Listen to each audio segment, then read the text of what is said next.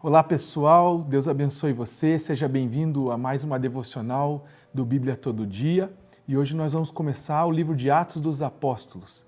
O livro de Atos, que é o primeiro livro que existiu, que conta a história do surgimento da igreja, ou seja, não é somente uma fonte legítima, mas inspirada, porque faz parte da Bíblia, da Palavra de Deus. Então, eu tenho certeza que nessas devocionais Deus ministrará muito ao teu coração verdades preciosas, desse livro tão importante que fala, inclusive, a nosso respeito, porque somos a Igreja de Cristo. O livro de Atos foi escrito por Lucas, é o primeiro, ou é a segunda parte de uma obra cujo primeiro volume é o Evangelho de Lucas, e você percebeu aí no primeiro versículo que é um livro endereçado a um homem chamado Teófilo. Apesar de não termos muitas informações bíblicas acerca de quem foi Teófilo, uma observação já me chama a atenção nesse versículo 1. O nome Teófilo ele é derivado de duas palavras, Teo, que significa Deus, e Filo, que é uma menção ao amor filéu, o amor que você tem por um amigo, uma afeição que você tem por um colega.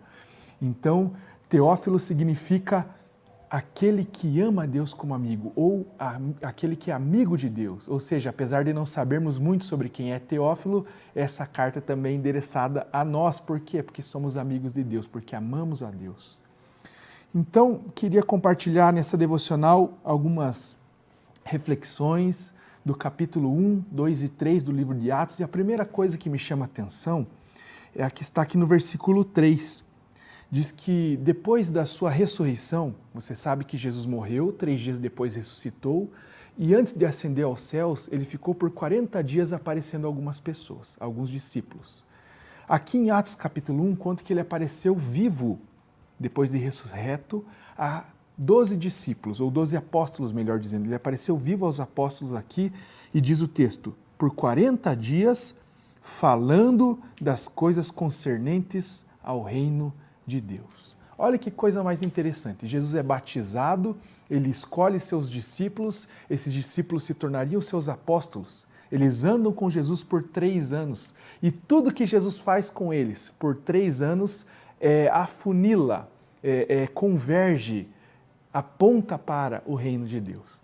Quando alguém queria seguir Jesus, por exemplo, Lucas capítulo 9, a condição era vai e anuncie o reino de Deus. Quando Jesus dá autoridade aos discípulos, ele dá autoridade para que anunciem a chegada do reino de Deus. Quando Jesus ensina os seus discípulos com parábolas, ele ensina as parábolas do reino de Deus.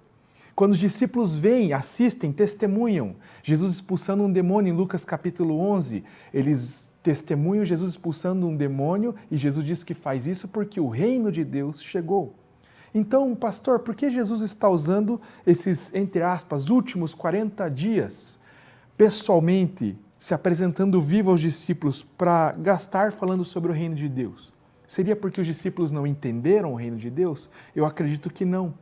Eu acredito que é por um outro motivo. Qual é esse motivo? Que independente de qual seja a ocasião, antes ou depois da ressurreição de Jesus, a coisa mais importante que aqueles que amam a Deus conversam é sobre o reino de Deus. Isso me ensina que a centralidade na vida daqueles que amam a Deus é o reino de Deus, o governo de Deus, a sua vontade na terra, como é no céu. Qual tem sido o assunto das suas conversas? As suas conversas com o corpo de Cristo convergem para o quê? Quando você termina de falar, o que é que fica como uma palavra-chave dessas conversas? É o reino de Deus. Ele nos ensina em Mateus 6,33 que o reino de Deus deve ser procurado, buscado em primeiro lugar e depois as outras coisas nos serão acrescentadas. Mas uma outra coisa me chama a atenção, que é o versículo 8, a promessa do derramamento de poder sobre aqueles que eram os apóstolos e a igreja de Jesus Cristo. Veja que Jesus não somente fala sobre o reino de Deus, mas ele habilita os homens para vivê-lo e representá-lo. Jesus fala assim no versículo 8, recebereis poder ao descer sobre vós o Espírito Santo e sereis minhas testemunhas. Olha que coisa interessante, quero destacar 2 palavras. A primeira, poder, e a segunda, testemunhas. Ou seja, Jesus quer nos habilitar para testemunhar o seu nome e o seu reino. A palavra poder aqui vem de dunamis, que é o que originou a palavra, por exemplo, dinamite. É um poder sobrenatural, algo que explode, algo que é grande, significativo. E Jesus quer derramar do Espírito algo poderoso sobre nós para um propósito específico, testemunhá-lo, anunciar o seu nome e o seu reino. A palavra testemunha aqui vem de mártir, ou seja, alguém que vai testemunhar, servir como prova viva de Cristo e do seu reino, até mesmo diante da morte, se for necessário. Esse poder é importante para nós, portanto, por conta disso. Mas você vai ver no livro de Atos, por exemplo, que ele foi fundamental. Capítulo 2 ali, Pedro, o mesmo Pedro que nega Jesus e diz que não o conhecia, no capítulo 2 prega uma mensagem como quem conhece Jesus muito bem. E prega uma mensagem poderosa de tal maneira que o coração dos ouvintes é compungido, arde, queima e eles se decidem por Jesus. Você vai ver no capítulo 3 de Atos, ainda nessa devocional que você fez na sua casa, que ele cura um coxo na porta do templo. Por quê? Porque está cheio do poder do Espírito Santo. Você vai ver, por exemplo, no decorrer desse livro, que a igreja suporta perseguições e adversidades. Por quê? Porque está revestida do poder. A grande verdade é que eu e você somos a igreja de Cristo e Cristo nos derrama o seu poder para não somente vivermos o seu reino, mas representá-lo, independente das circunstâncias aonde ele nos plantou. A terceira coisa que eu gostaria de observar aqui com vocês é no capítulo 2, versículo 42, que vai falar sobre como viviam os primeiros convertidos, como viviam a comunidade da fé, a família da fé, a igreja.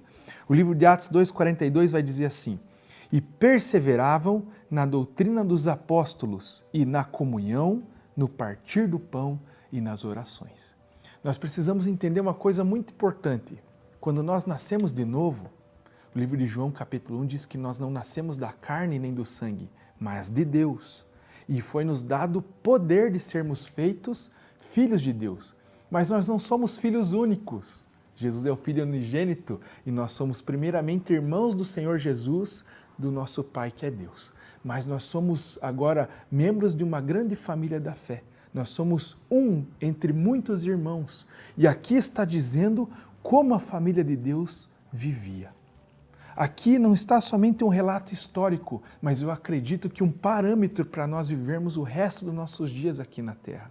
O texto diz como a igreja vivia uns com os outros, e o texto fala aqui 3 coisas essenciais. Primeira delas, perseveravam na doutrina dos apóstolos. Aqui eu quero me concentrar um pouquinho de tempo. Olha que coisa interessante. Os mesmos que receberam o poder de Deus estão aprendendo aos pés dos apóstolos. Os mesmos que receberam batismo com o Espírito Santo têm necessidade de serem doutrinados, como diz o texto. Esse é um ponto importante. Por quê? Porque mostra que uma vida com o poder do Espírito Santo é completamente compatível com o estudo da palavra, contrariando, destruindo às vezes alguns pensamentos que algumas pessoas têm, que por serem cheias do Espírito Santo não precisam tanto dar valor à devocional, ao estudo, à doutrina bíblica. Não, aqui está dizendo que a igreja que acabou de ser cheia do poder de Deus estava agora estudando aos pés dos apóstolos. O que é doutrina dos apóstolos? Doutrina de homens, pastor? Não. Aqui é doutrina dos apóstolos, por quê? Porque ainda o Novo Testamento não havia sido confeccionado, não havia sido elaborado, não havia sido concluído.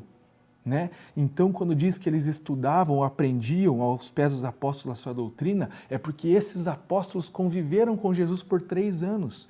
E eu compreendo que eles estavam transmitindo aquilo que eles aprenderam aos pés do Senhor Jesus por 3 anos. Imagine que coisa mais maravilhosa você ouvir Pedro contando coisas de quando ele pescou com Jesus, de quando ele foi ensinado, discipulado, ou passava no monte de oração. Era exatamente isso que estava acontecendo aqui. A segunda marca da Igreja de Cristo diz assim, perseveravam na doutrina dos apóstolos e na comunhão, no partir do pão. Quando o texto fala sobre partir do pão, não está falando somente que eles ceiavam junto, mas que eles conviviam juntos. Era uma igreja que amava viver juntos, uns com os outros. Eles conviviam juntos e o verso 46 vai nos explicar um pouquinho melhor isso, porque diz assim, diariamente perseveravam unânimes no templo, partiam pão de casa em casa. Eles não partiam o pão só no primeiro domingo do mês. Eles não comiam juntos na festa do amor, celebrando a Santa Ceia só um domingo no mês. Mas eles tinham comunhão e tempo de mesa juntos, de casa em casa. E o texto diz assim, ó, tomavam suas refeições com alegria e singeleza de coração. Essa é a segunda marca da família de Deus, da igreja. Primeiro, é doutrinada, é profunda nas Escrituras, tem fome de conhecer a Deus. A segunda, gosta de viver com seus irmãos, não vive sozinho. Isso descarta todo tipo de pensamento que é possível ter uma vida com Deus, mas sem ir à igreja. Não, por quê? Porque aquele que tem vida com Deus é aquele que nasceu de novo, e aquele que nasceu de novo foi integrado na família, e aquele que tem uma família da fé vive com seus irmãos. Existe uma terceira verdade aqui que eu quero compartilhar com você, que o texto diz que além de perseverar na doutrina e na comunhão e no partir do pão, eles perseveravam na oração. Não basta ser somente cheio do Espírito Santo. Não basta saber muito da palavra de Deus. Não basta somente amar as pessoas da família da fé. É necessário também se relacionar com Deus por oração. Essas são as 3 marcas da família da fé. Estudar a palavra de Deus, conviver uns com os outros e oração. No próximo vídeo, nós vamos falar sobre como a família de fé não se comporta mais internamente, mas externamente. Nós vimos hoje como ela se comporta uns com os outros. Agora nós vamos ver como a família da fé se comporta com os de fora. Deus os abençoe. Até mais.